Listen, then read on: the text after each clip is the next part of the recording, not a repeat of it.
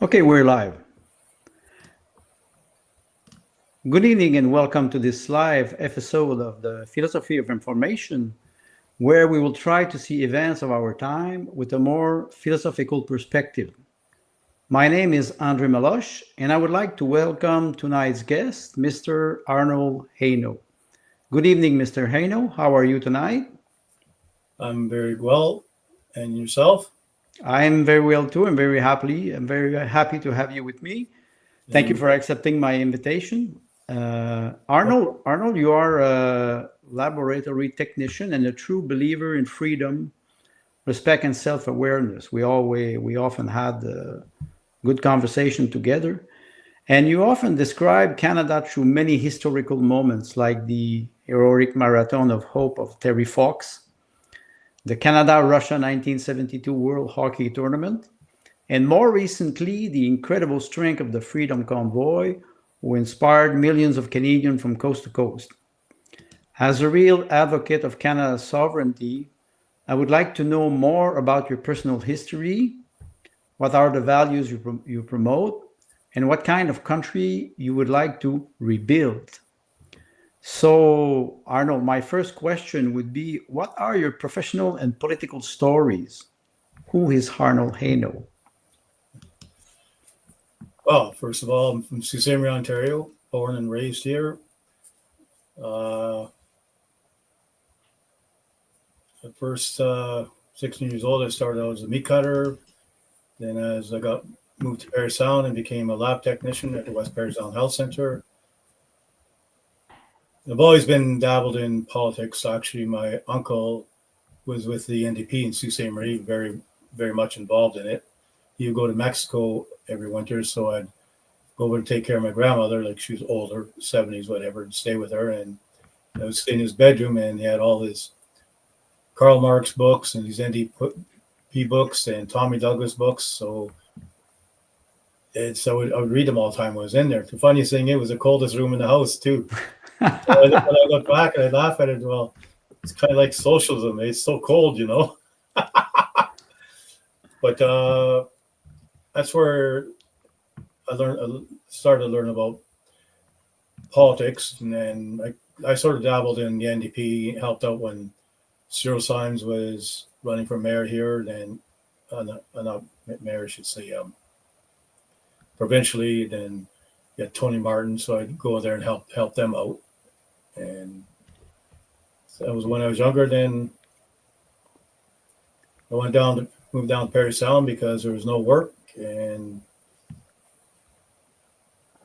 I was working as assistant meat manager there, and then I got a job in transportation at the hospital, and there was a job opening for a lab technician. I applied for it, and I was told that I had to get licensed, so they actually set me up with a course through Mohawk College. But at the same token, I could work in the lab because I was going to school at it, and all my breaks I would actually sit in the doctor's room and read all the books there about doctoring. Mhm. It was a real pain in the butt for the doctors because I'd always ask them the question about this, what question about that, and stuff like that. So, and it's funny, when I was in Parry Sound, there was one doctor.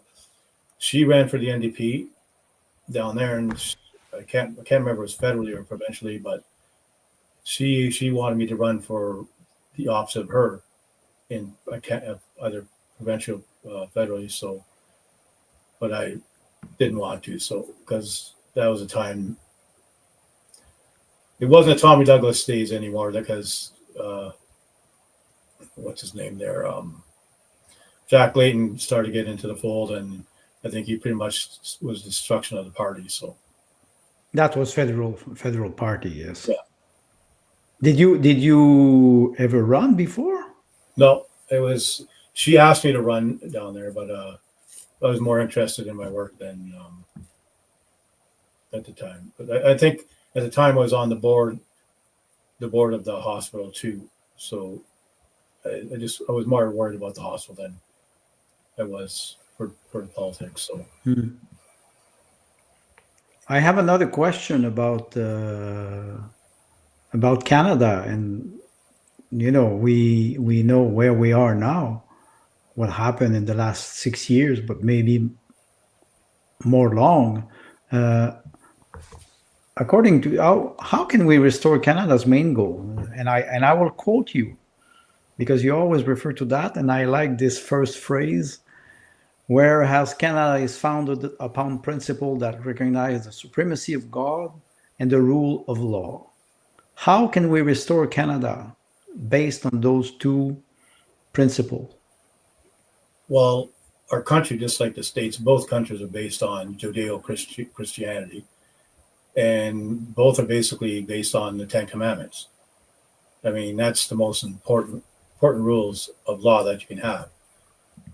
And it seems like now that's been thrown to the wayside. I mean, back in the day they took the Lord's Prayer out of schools, the day they took the Bible out of schools, and that was a downfall of our educational system. But not only that, the downfall of our country. And we have to get back. We have to get back to what our first line of Charter rights is: supremacy of God and the rule of law. I mean, the reason why Canada and the States were founded because they came over here because they were being persecuted over in Europe. So they came over here so they could be free. And they wrote that first line for a reason, and it worked well for a reason. I mean, the judges they use the laws as they were written, not interpreted, but as they're written. And the police force back in the time, they did their job because of the way the law was written. It was pretty much black and white. There was no interpretation. Like, you steal, you steal. Like, I mean, you kill, you kill. I mean, well, I stole because of this, or I killed because of that. But if you kill somebody in cold blood, premeditated murder, I mean, that's murder. And then if the law says you should be put away for life, then you should be put away for life. I mean, we have to get back to that ideology that Canada was built on. Well, it's interesting you refer to an ideology, the rule of law or the supremacy of God. We lack moral today. Yeah. In every domain, and this is maybe where what would be the strategy to regain this morale, especially the supremacy of God, because the actual government, and not only the liberal, but I think the conservative were also included in that. They were trying to push for a secular state. So they violate the Constitution, even maybe without knowing it. Well, like, I mean, in all honesty, when they're making a mockery of God, I mean, you want to get biblical about it, I mean, there's only two sexes, I should say, male and female. Like, I mean, you can go back in Genesis and it said man and women are supposed to repopulate the earth. I mean, reproduce. But now it seems like they don't want that to happen. They want a girl to be with a girl and a boy to be with a boy, but you can't reproduce. So and everything that God created, they're trying to kill. Like, God created cattle for us to eat and whatever, and make milk and all that, and they want to destroy cattle. Like, I mean, He created the trees and all that so that we could have clean air and stuff like that, and they want to destroy it. So it's almost like everything that was written in the Bible, they want to destroy.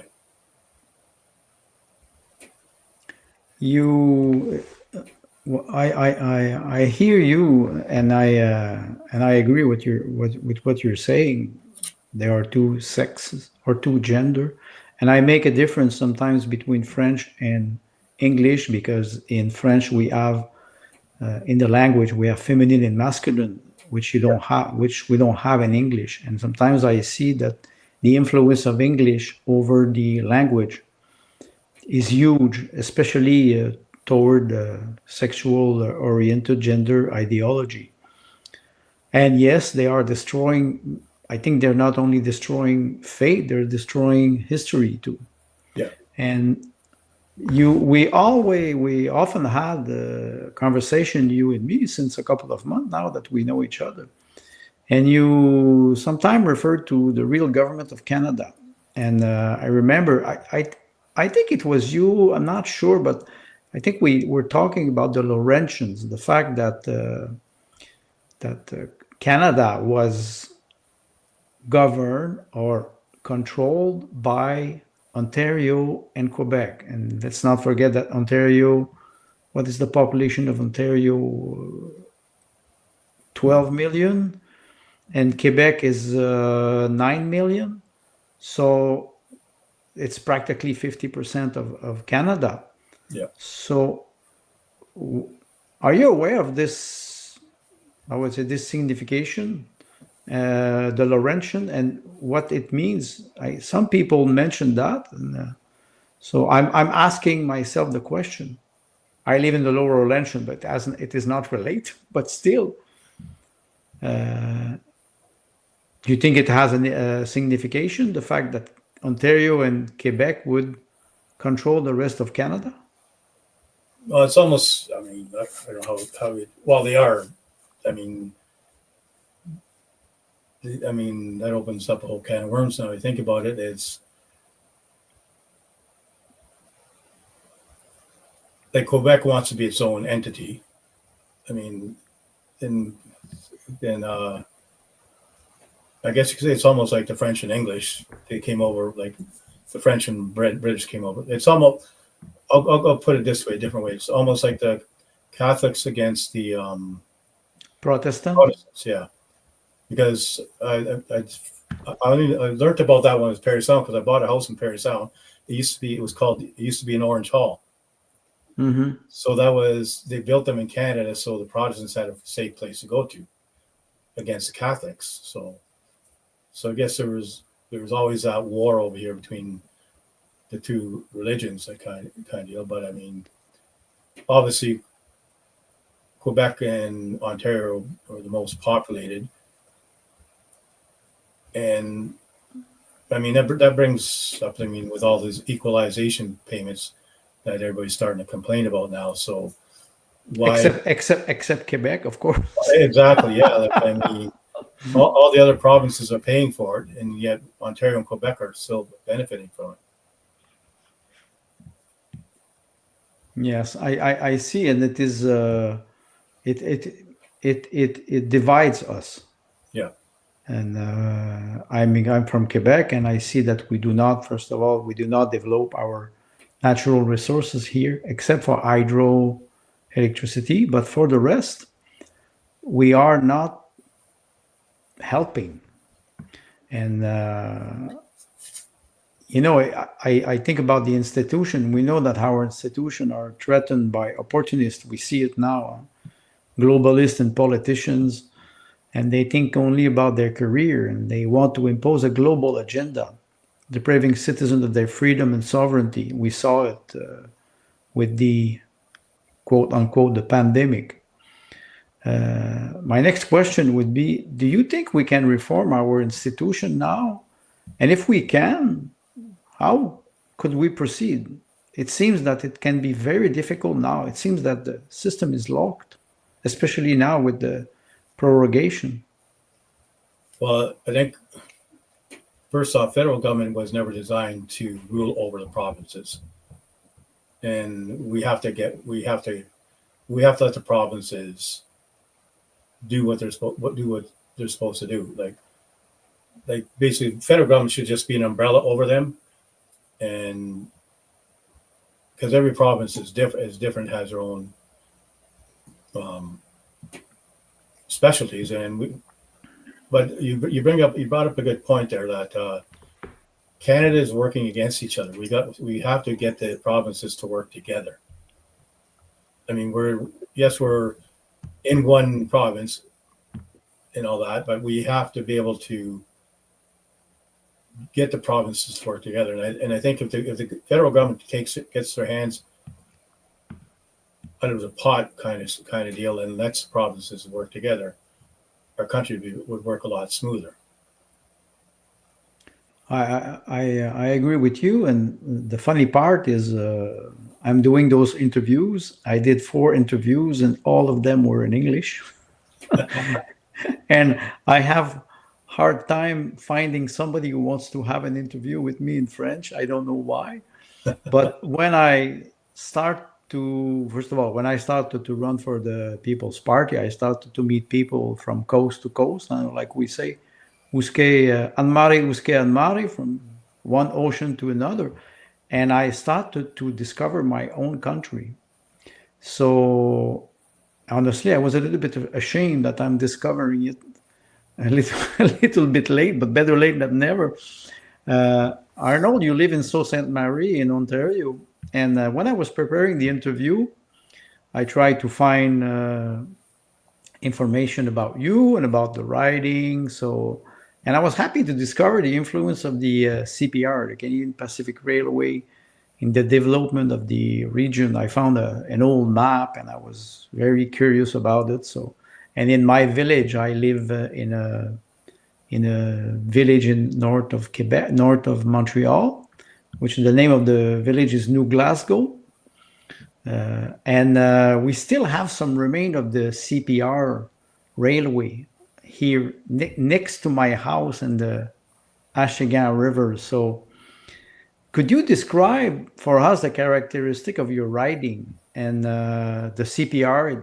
Did it have any influence on your history? Before we were preparing this interview, you were talking also about the CNR and the ACR, the Atlantic. Algoma Central. Yes. So can you explain to us some characteristic of Sault Ste. Marie? Well, I guess and its history. Well, Sault Ste. Marie is a steel town, obviously, and we had a big paper mill here, huge paper mill. I think the railway lines were vital to, especially during the wood days, and all that. But we're the center of Canada. We're right on the border of Michigan. I mean, the sad part about Sault Ste. Marie is that we should be a lot bigger than we are. Like, I mean, we're the hub of Canada. Mm-hmm. And like when we talk about the ACR, where we have the when you talk, Arnold, about ACR, it is how do you say? Algoma Central Railway. Algoma Central Railway. Yeah. Like you said, it's the center. Yeah. Okay.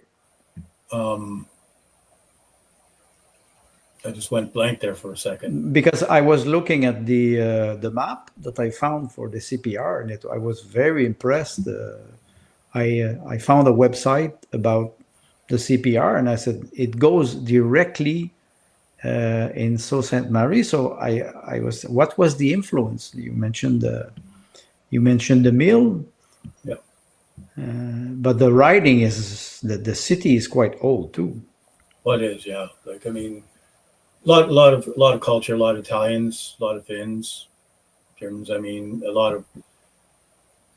it used to be. I think it was steel mill. My father was a foreman in there, and then like I said, we had the paper mill here, and there's a lot of wood industry around it too, which unfortunately they're being shut down now. But they're closed, yes. Yeah, which somehow we have to get that back. Like, which I mean, you have a little country like Finland. Like, I'm a Finlander, but you have a country like Finland, and they have the #1 forest management country in the world, and Northern Ontario and even Northern Canada. I mean, there's no reason that we can't be like them or a lot better. We got a bigger country by weight. I mean, we should be supplying the world with wood. With our natural resources. Yeah, exactly. Yeah. Steel mills went through its ups and downs, and and the paper mill industry here shut down. I used to work at the paper mill here, so I used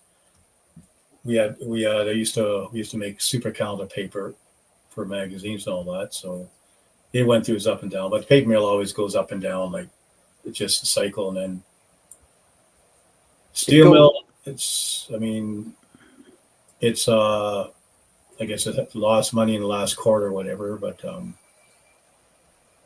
it goes with the economy, and my father was a photographer for the Montreal Gazette, and after that he did the same job for the weekend magazine, the Montreal Star, and of course you need paper. So paper mill were important in the 70s and 80s. After that, it started to go down, maybe because of the global power, globalization, what globalization brought us. I have the feeling that for 40 years and maybe more, I would say since the Reagan Thatcher years, 1984, they started. My feeling is that they started to destroy the sovereignty of country, and during that time, we were talking about the supremacy of God. We were trying to save our material life, trying to save jobs, trying to promote a good way of life. But now, what about our soul, our faith? Like you said a little bit earlier, many people, they mock religion, they mock people. How do we reconnect to our faith? Well, we got to quit. Like you've seen it during lockdowns, they're putting Christians, like pastors, in jail for spreading the word. And it's just. It was just sad to see. They would have sermons outside, but they would still shut them down.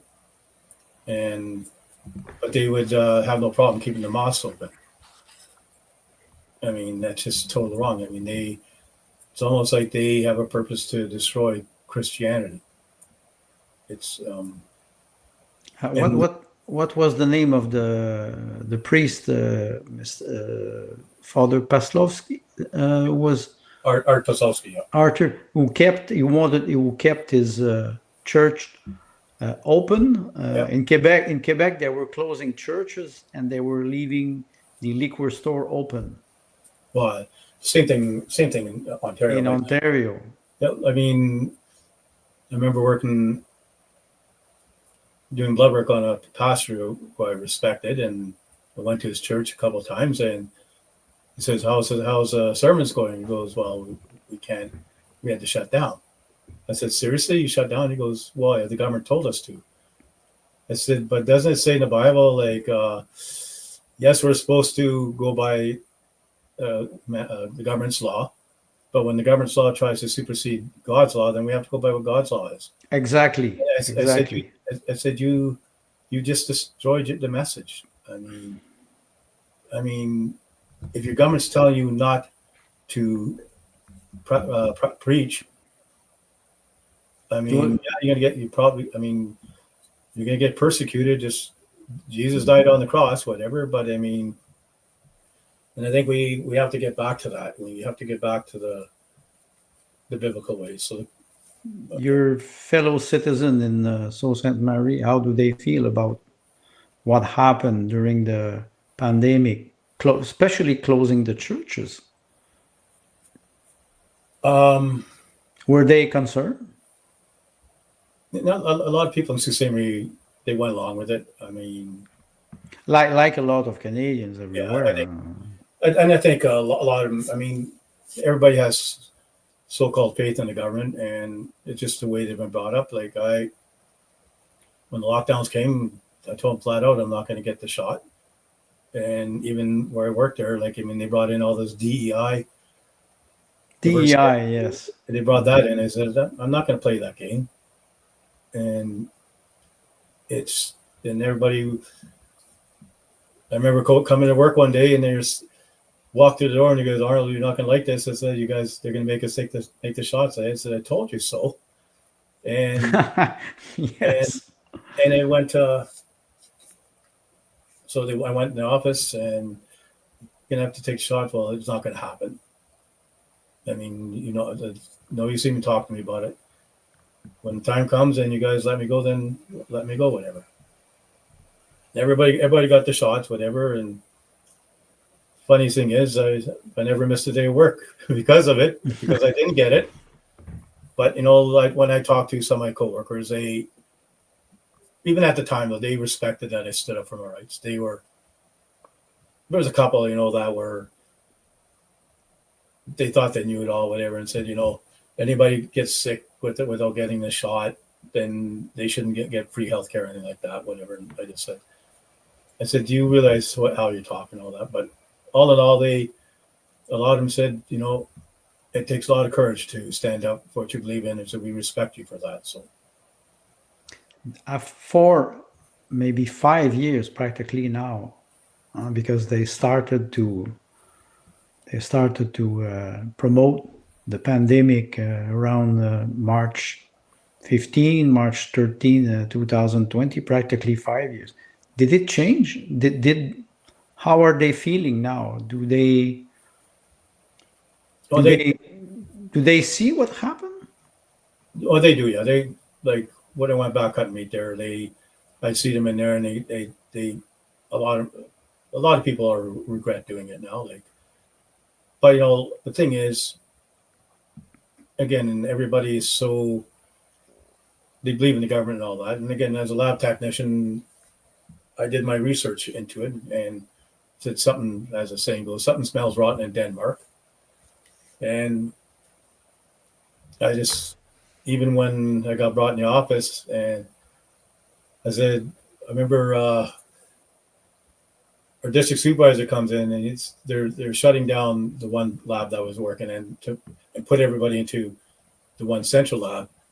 And I said, do you know how idiotic that sounds? I said, you want everybody to be 6 feet apart, but you're taking them away from here and you're putting them into one building. I said, the sound of 6 feet apart, the virus, it can't go 6 feet. It can only stay in a 6 feet cubicle and it can't touch you after that. I said, do you know how nonsensical that is? I said, that is the most stupidest thing I've ever heard in my life. And I remember one of my bosses, I'm just doing what I'm told. I said, I understand that. I mean, and I think that's a lot of reasons. Like, everybody was sort of Hypnotized? I'm not going to say hypnotized, but I mean, everybody they had the mortgage to pay for, they had the 2 cars to pay for. Yes. They had to be worried about, what's my wife going to say, or if something happens and I'm going to lose my wife and my kids. And so it's almost like the fear factor. Fear factor and the contradiction. They were playing a lot with that. For me, that was a tremendous shock. I was ready for it, but even if I was ready for it, I was shocked and angry often. And we will see what happened, because today we're witnessing a new geopolitical reality with the election of Donald Trump. Everybody was like in 2016, everybody was betting against Trump. But I think the red wave, the Republican wave was too strong. Well, I think that, I mean, as much as Trump won the big majority, but I think that was more the American people telling the world that we're fed up, and Trump benefited from it. And now he has to put up, because they'll get rid of him just as quick as they put him in. And I think that was, like, I know going down to the States and talking to a lot of people there when I was picking up boats or delivering down there, and we talked politics and stuff like that. And the majority of people I talked to, probably 95%, said there's only 2 things that are going to happen in 2024. Either Trump gets in or we get in. That's what I thought too, Yeah. but nobody believed me. Well, But now, that's what they told me. That right to their faces, right to my face, I should say. yes, and what is funny now with Trump's proposal wants to buy Canada or Greenland. It seems like a joke at first, but now we me I follow Turkey's ambition now, who wants to restore the Ottoman Empire after the collapse of Syria. Russia's territorial interest, China's claim on Taiwan, and suddenly it seems that all those leaders, they don't have to comply to national law or sovereignties. It's not a fiction anymore. And my next question would be: can we believe that Canadian will easily sell their sovereignty to the U.S.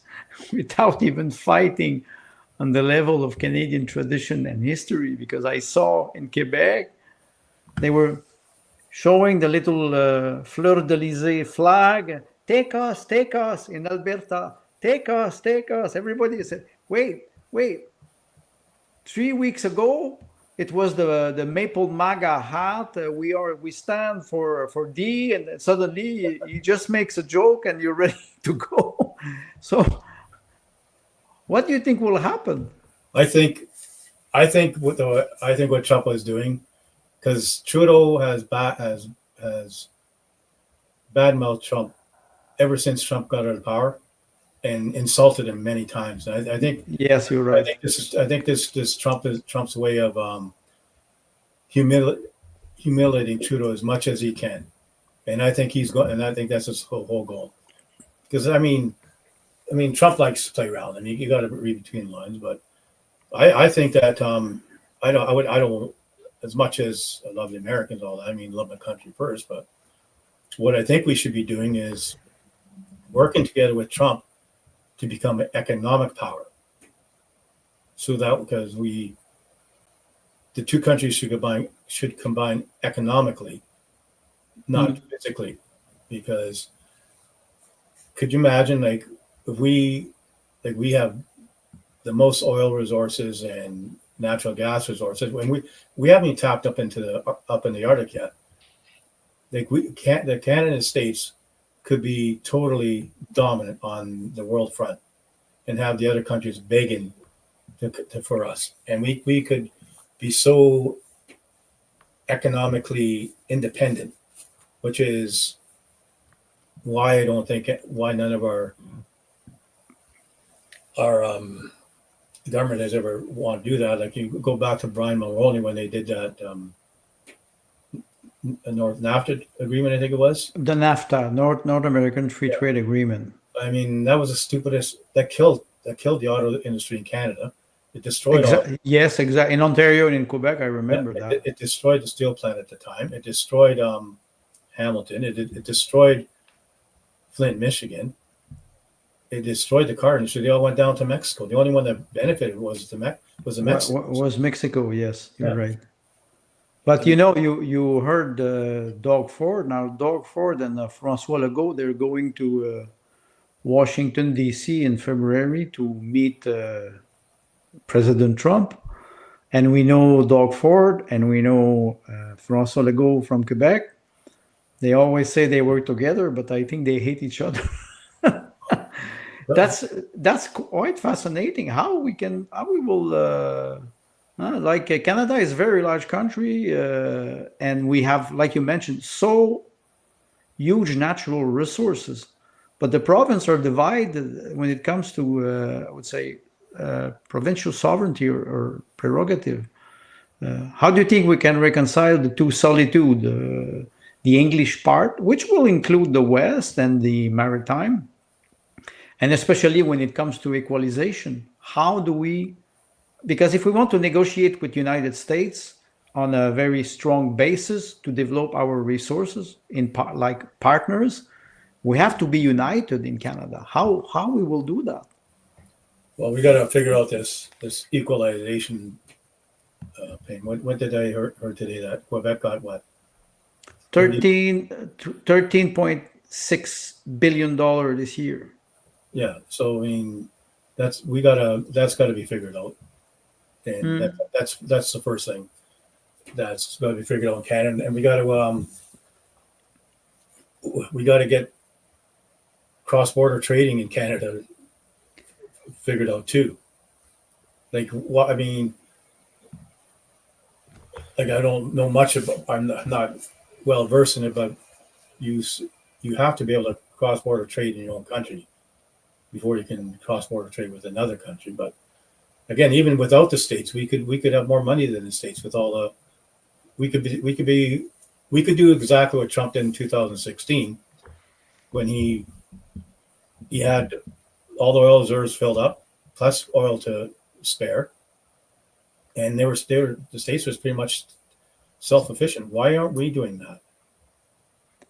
Well, Quebec is not developing its natural resources. First of all, you talk about equalization, and now I have a lot of contact with people all over Canada, and I see that many people outside Quebec are angry about Quebec because we're not doing our part in developing our natural resources. So, like you said, we should try to have a national policy on energy first. That would be a first. Well, like I mean, you have I don't know what the pulp and what the wood industry is up like in Quebec, but I mean, again, it's just like Northern Ontario. They should be thriving on that, and I'm guessing there's a lot of minerals in Quebec too, right? A lot. Yeah, I mean, so they should be focusing on that. But, Iron, but now you have lithium. yeah, So that's why I understand.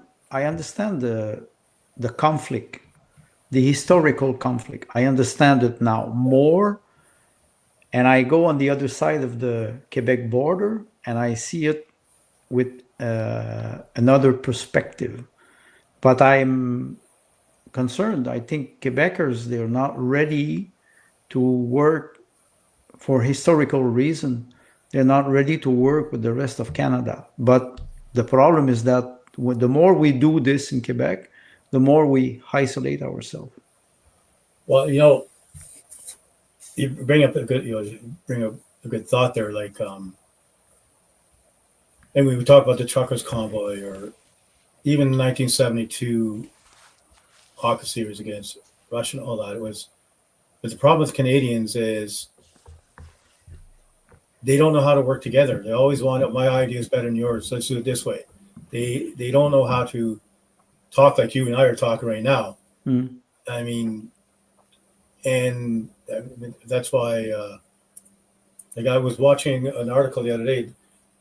The Liberals and the Democrats, they're steadfast on their policies, and they don't shy away from it, whether it's right or wrong.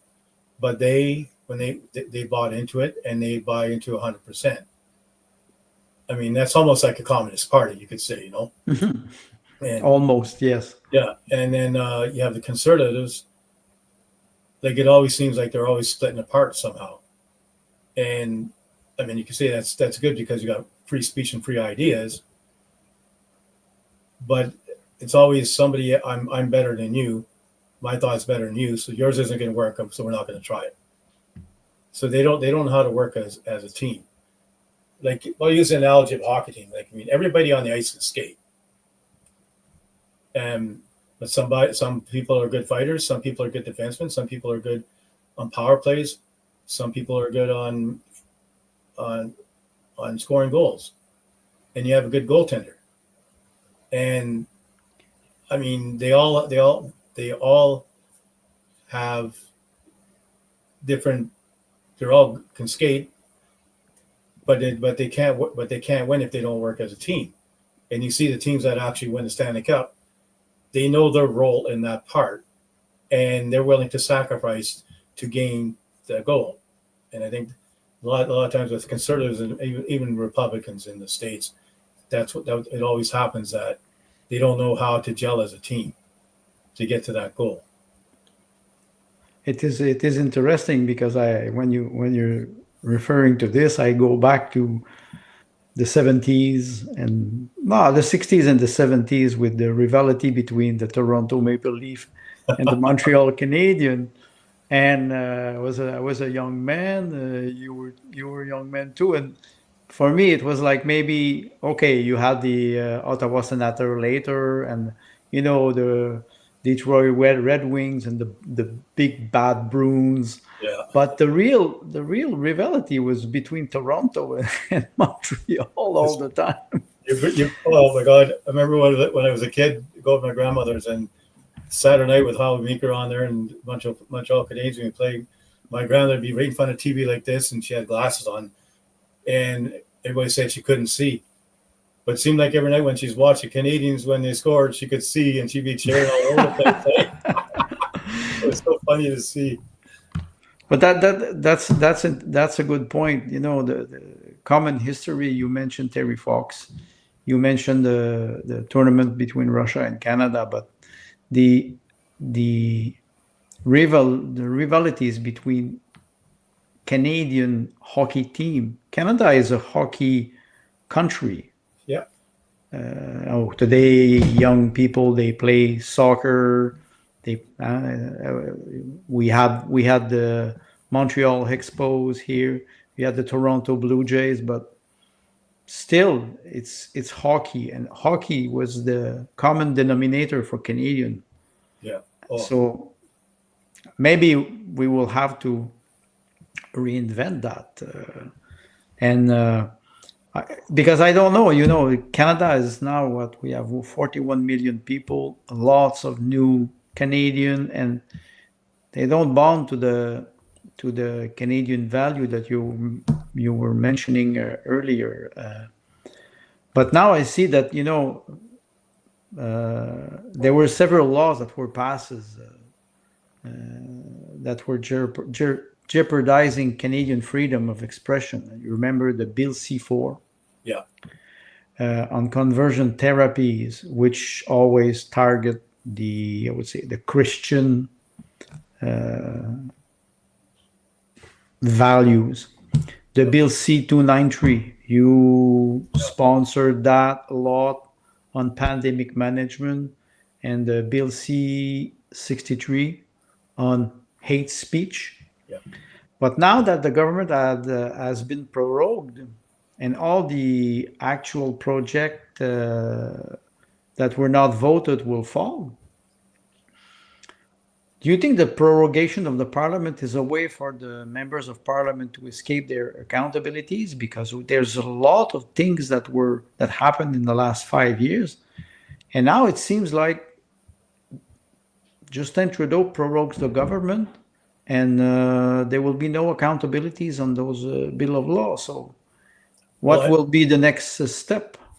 Well, I've heard a theory that when you go back March 24th, that they're going to do a spending bill or whatever, and then they're going to prorogue government again. So again, there's so many stories going out there. Mm-hmm. It's like every day.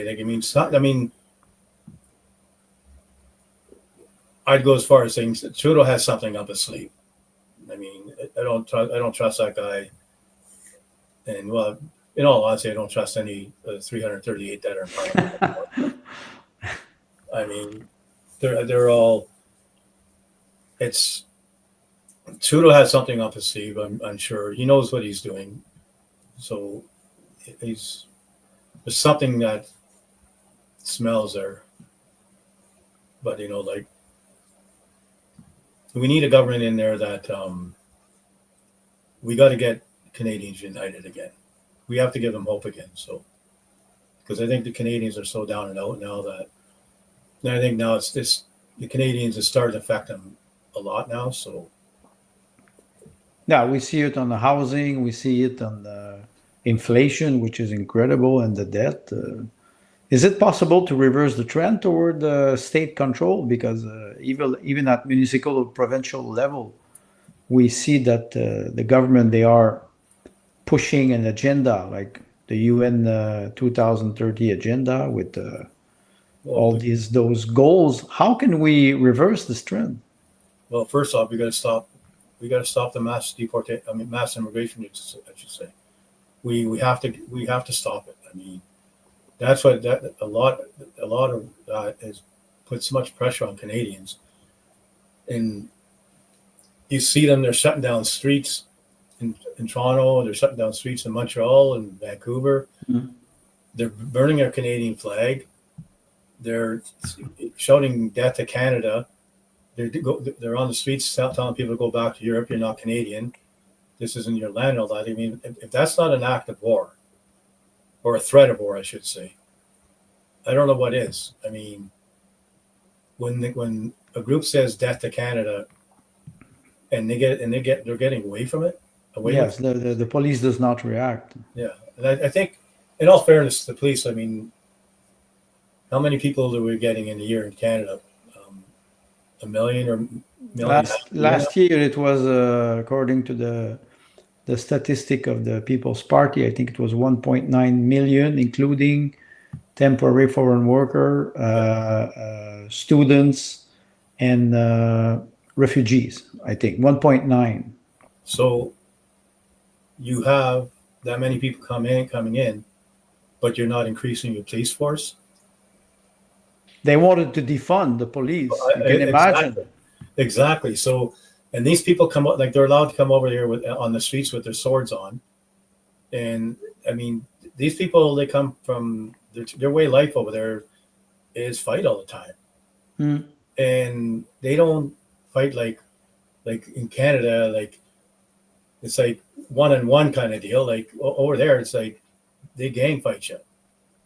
I mean, and I don't know. No disrespect to the police officers, but I don't think they're used to that kind of mentality. You know what I mean? Yes, I agree with you. I think I don't say that they would be afraid. They're concerned. Yeah. Yes. We talk about being concerned. The electoral system is. I feel that it is not broken, but very, very sick, because we see in vast majority of by-election the last 2-3 years, and the last general election, the voter turnout was very low, and we always end up with what? The bad choice. People don't go to vote. I think the last by-election in BC, the turnout was 16%. Yeah. 16, you mean 74%, 84% of the people don't go to vote? I think there's 2 reasons for that. I mean, Canadians are just totally disheartened. And I think Canadians are expecting an election to happen right away. So in that way. But so why bother going into a by-election? Yeah. But I think I'm going to say that Canadians are just, they're giving up on the system. Like even the last general election, how many people voted? I think it was 58%. Yeah, something like that. Yeah. So I mean, yes. that's a low turnout. Like exactly, and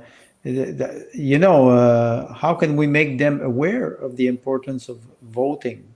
It's if we think it is a duty, can we force them? In Belgium, it is mandatory. I don't necessarily agree with the idea, but it is mandatory. I was making fun some years ago. We have friends in Belgium. My wife has friends, and they were telling me they came and knocked at my door. The police came and knocked at my door because I didn't go to vote, and they brought me to the voting poll to vote. Oh, wow. That's in Belgium. Do you think we have to do this here? Well, I don't know. I mean, yeah, I'm not sure I like the idea, but I don't know. That might wake Canadians up. I don't know. I would like to see that that you vote for like in the States, you vote for the president, then you vote for the party. I mean, I would like to see a change in system. Yeah, I would like to see that we vote for a leader of the country, and then you have the I think that governors. Yeah, governors. Yeah, but then I think Well, we Because just have to merge with the United States. We will have their system. like in Canada, I mean, you vote for the party, so it's the leader of the party is just like you could have, and that way all the ridings could vote for the riding without having to vote for a leader of the country. They had the leader of the country on a separate ballot.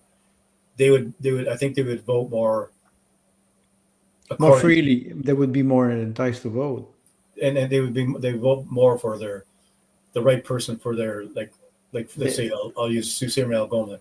They would vote for, okay, so we can vote for the prime minister, and then but then we can, it would make them want to vote more stronger in their own ridings.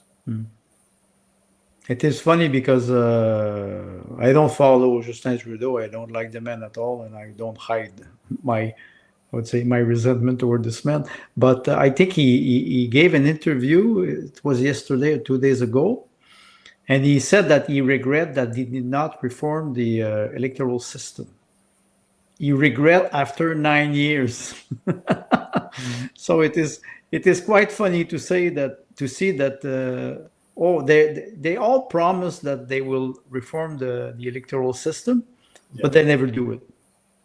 No, I mean, they're all in it for themselves. I mean, how is it that everybody gets in Parliament, they come out a lot richer than when they went in? I mean, these are little things we have to look at too. I mean, that I think the Canadian public would like to see. Like, you got a parliamentarian that's getting what, $200,000 a year. Mm-hmm. Backbencher. Yeah, why do they need all these quirks on the side? The system is very well built to become a millionaire. Yeah. Like, so we gotta. You and me, we were not making this kind of money. No, then we have to set it up so that, okay, you work like every other person in Canada. You get 4 weeks holidays, let's say, whatever, but then you work the rest of the year, kind of deal. But now that they prorogued the government, I heard that they can work 1 day per year and they will have their full salary. I mean, if they I was just going to say, if they prorogue the government, then they shouldn't get paid. But then again, I mean, you have one man proroguing the government, so that's not fair to the other 337. So they are what, silent accomplice? Yeah, no kidding. Yeah. Arnold, are you still a laboratory technician? Do you still work in this domain? No, I was like, oh. Because when you're opposed to the compulsory vaccination, you had your expertise, and today, again, 5 years after the event, the initial event, we are starting to see that the tide is turning. That pharmaceutical company will be held accountable, I hope, and I pray. Do you think that the victim of this, what I call this dictatorship, will be able to have to obtain justice? And is it possible today? Will it be long? You lost your job. Some people, they had the shot and they became very sick. Some died. Well, you think we will see this soon? Well, I think this is something that should be talked about, that the people that lost their jobs, like they're talking about shortage of doctors and shortage of nurses and healthcare workers. Well, it's about time you bring back the healthcare workers, and they deserve back pay too. I mean, and compensation, yeah, but without having to take the jab, and we have to get that out of it. I mean, all these hospitals and all that, and healthcare facilities, or not even just that, but that are still making it mandatory to take the shot. That has to stop. There should be, the government actually step in and say, no longer are you allowed to mandate anybody to take that shot. I mean, that has to be brought back. That has to be brought in, and because the after effects of it are astronomical right now. Like, I mean, what, over 17 million people died worldwide from after effects. From the side effect, yes. Yeah, and it's a well known fact, and the shot was never ever tested on humans. We were the guinea pigs, and Pfizer, they themselves said that on live TV in the European nation. The lady was asked, and the guy was very blunt and said, "Yes or no, were these tested?" And she said, "No, we didn't have time to do it." And I mean, that's why it didn't wake up any other country in the world or leaders in the world. Well, I have no idea, but we have to stop that. And like this mRNA technology is, it's like you're putting a synthetic product into the body that the human body has never ever seen before in its life. So it's going to keep on attacking that entity and spend all its time attacking that entity. Mm-hmm. And that's why you see turbo cancers coming up. That's why you see myocarditis. That's why you see people getting sick, because it's leaving their immune system vulnerable to any other Disease. Yeah. Yes. So that's what's happened with all these. Well, because again, like you say, you're putting a synthetic product that it's like putting a piece of rubber in the body, kind of deal. You know what I mean? Yes. And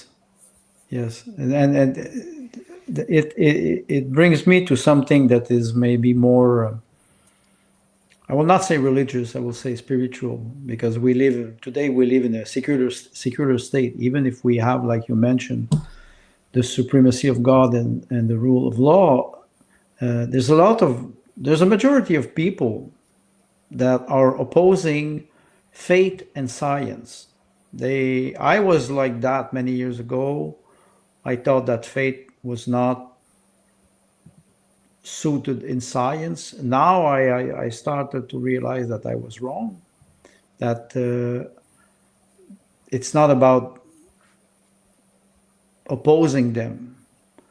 In your view, can we reconcile faith and science, especially because there's a lot of people, including myself, I lost trust in what they call science.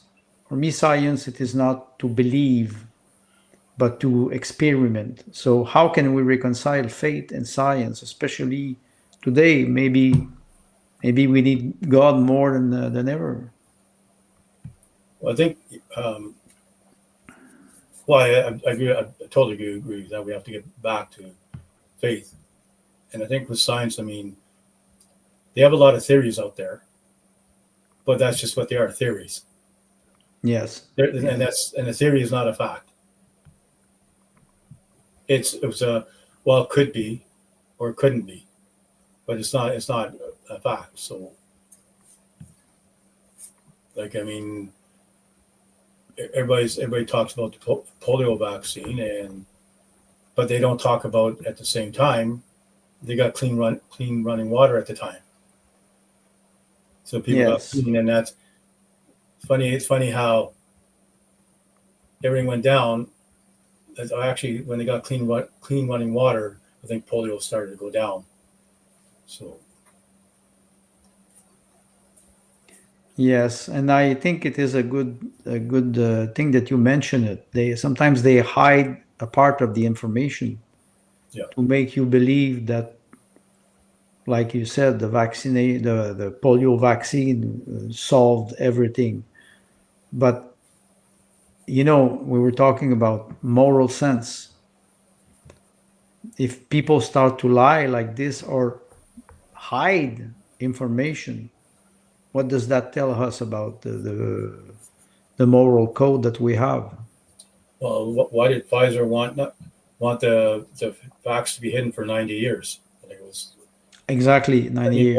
Why would you want that to be hidden for 90 years? I mean, if that doesn't wake up anybody, I mean, but there's still a lot of people who continue. I don't know if they are too afraid to admit the reality. I think a lot of people just they're so used to Comply. complying. Like it's just like they assume the doctor knows everything. Like, and I like the one thing I learned when I was working. You are a laboratory technician. You know it's not true. Well, when I was in Perry Sound, and I worked in Emerge a lot. I worked with a lot of doctors down there, and like they always got second or third, especially people that had cancer, or whatever, because they don't know everything. And they said, "Can I get a second or third opinion?" Hmm.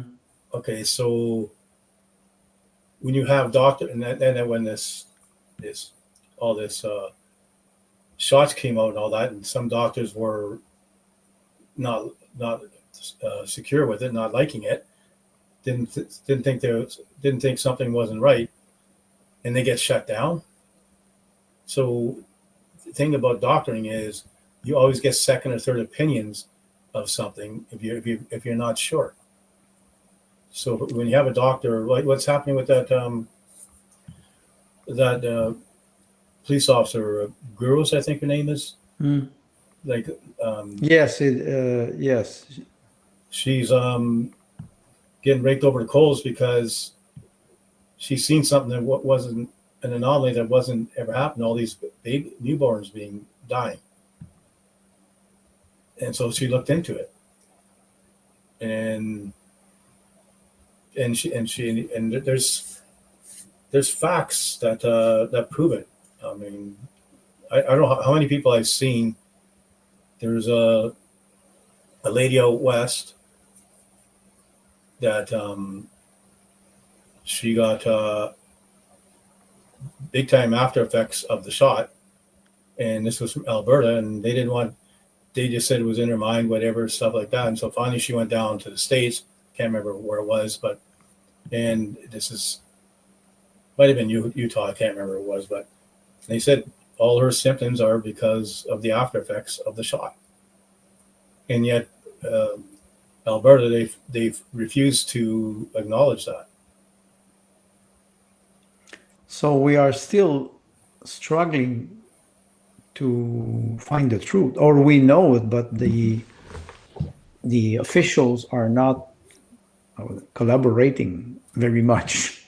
Well, I would think I would go either they're still told they can't talk about it, which is a big thing. But I think there's a lot of people out there that are like doctors, healthcare workers, government officials that they're too embarrassed to admit that what they did was wrong. That's a big part of the ego, to admit that you were wrong, especially when it is a systematic mistake. Yeah, exactly. Yes. Arnold, you know now, like me, that Canada's debt is monstrous, $1.3 trillion, and the Canadian dollar is in free fall, and many Canadians can no longer afford houses or even feed their families, unless we join US, but maybe that's not the solution. Is it possible today, in your opinion, to regain economic strength, especially now? Because what do we do with this debt? Well, first off, we stop funding the war over the Ukraine. First off, and then like Trump says, drill, baby, drill. Drill. Exactly. I mean, we start drilling oil, and we start selling it off, and then get ours filled up first, and we gotta start chopping off the head of the beast, which is all the bureaucrats. We gotta make our government smaller. Mm. We have to definitely defund CBC, because you cannot have a state-run media thing. So we have to. I mean, we save a lot of money there, but we have to cut off the head of the beast, and because right now our federal government is what 40% of the employees Of the labor force of Canada, yeah. Yes. So I mean it's not possible. That's just the way of the Trudeau buying votes. well, 100% is communism. So Yeah. we're halfway there practically. So we gotta quit funding the war in Ukraine. And plus we have to sort of say people aren't gonna might not like it, but we have to send the people back to East India, whatever, and quit with the we have to do mass deportation because That that way we can get Canadians working again that can't find work now because they didn't help our economy. All they did was replace workers that and that's what happened. A lot of our workers, they became depressed, they lost their jobs, they became homeless, became drug addicts, and now so we have to get rid of some people to get our. I think we have to get rid of some people to get our economy back. Do you have so you're a candidate for the PPC. I know very well the policy like you. Do you have any message of hope for the new year for all Canadians, especially now, in this strange turmoil, political turmoil? What can we wish Canadian now for Well, 2025? well, we all know Poilievre's going to get in as the next prime minister, and I guess that's good. I mean, we give it Trudeau, but I think if I have a message to Canadians that we have a chance to wipe the Liberals and the NDP off and the Green Party off the map, and we can Mr. Maserati sink. yeah, but we have a chance to have a true conservative government there, and make sure Poilievre does what he's promised, and have a government that can work with him. But same token, have a government that's going to make sure that he does what he's supposed to do. And so my message to Canadians is that there's no such thing as splitting the vote because Poilievre is so far ahead right now that, and the Liberals, the NDP, they're tanking it all the time. But and Canadians have to forget that it's always I'm going to vote red this time, I'm going to vote blue this time, I'm going to vote red this time, vote blue this time. I mean, you look what happened. Sometimes it's why not take a chance? You look what happened in Quebec in 2015 or something like that. Is that when the NDP got in? 2011 with Jack Layton. Yeah, and They wiped off the bloc, but they did not finish the job. yeah, and half them didn't even know they didn't campaign. They're in Florida. Exactly. Yeah. So that was Quebec telling Quebecers telling, okay, we've got enough. So, I mean, Quebec do it. Then why can't the rest of Canada do it? Like, I mean, you just have to look at your own city. Like, you see here, where our crime rate is through the roof. Our homeless is through the roof. Our drugs are through the roof. Like, I mean, and they worry about. I gave $19,000 to the Pride community with a Pride shirt on. Terry Sheehan, who's a Liberal MP here. Really? And then they're more worried about putting a Pride flag. a Pride crosswalk on. Yes. Somebody did a burnout on it. Oh my! That was worse than a murder almost, because we gotta get that repainted right away. So we got to get people really gotta sit down and get rid of the government that's caused this, which is the NDP and the Liberals. And I will say that the PCs are in on it too, but Canadians want to change and they're going to get Poilievre in, but this is their chance. This is their chance to actually take a chance and put Canada in the right way with getting candidates from the People's Party in. Mm-hmm. That's a good message. I don't have any more questions, but I have to ask you a last one. Go for it. you saw the polls, and like I said, too bad Jack Layton did not finish the beast in 2011. Yeah. We see in the poll now that the Bloc Québécois could form the official opposition in Canada. So, how do you feel as a Canadian to see a separatist party speaking for all Canadians? Well, my first thing is they shouldn't be allowed to be in a federal election because they have no candidates throughout any other province. So they're like you say, a separatist party, and they're only situated in Quebec.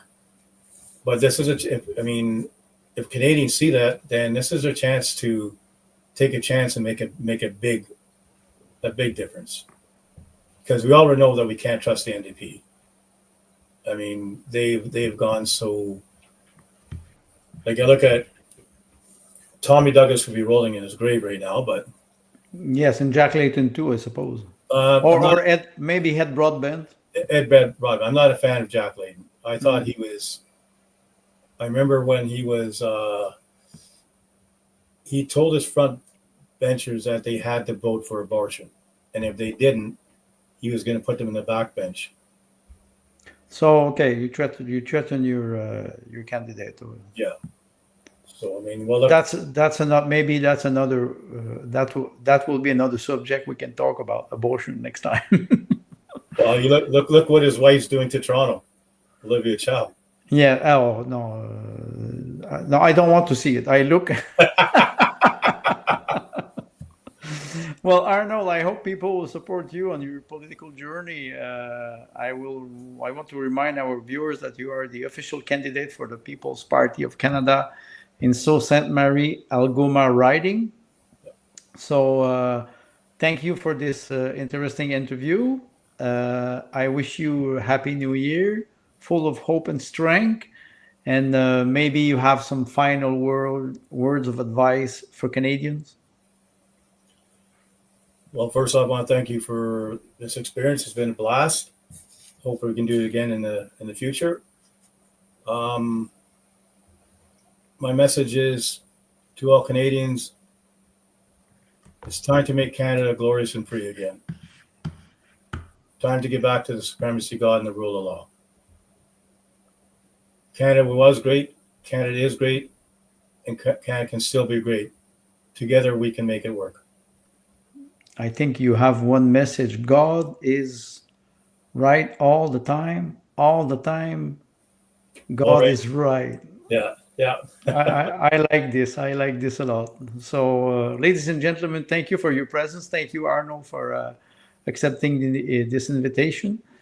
And until the next episode of the Philosophy of Information, I wish you a happy new year and a good night. Thank you very much, Arnold. Thank you, Andre. Have a good night. You too. Bye-bye. Bye now.